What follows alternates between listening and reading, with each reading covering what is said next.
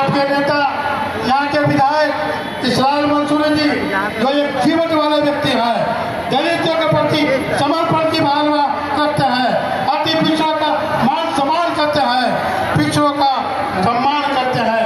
ऐसे व्यक्ति को आने वाले चुनाव में आप अपना एक मत देकर इन्हें जिताने का काम करें और राष्ट्रीय जनता दल और महागठबंधन को मजबूत बनाने का काम करें।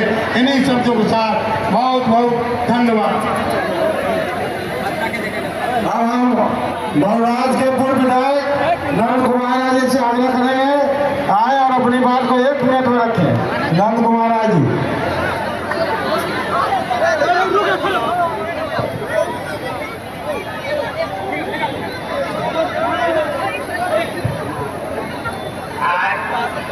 विधानसभा के अंतर्गत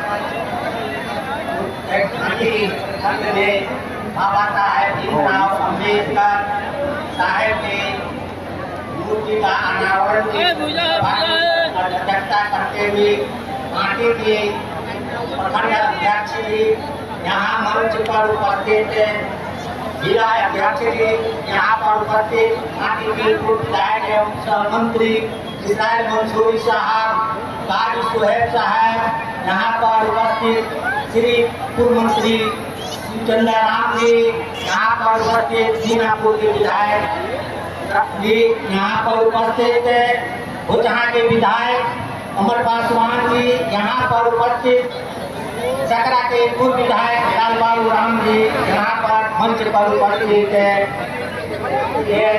सभी नेता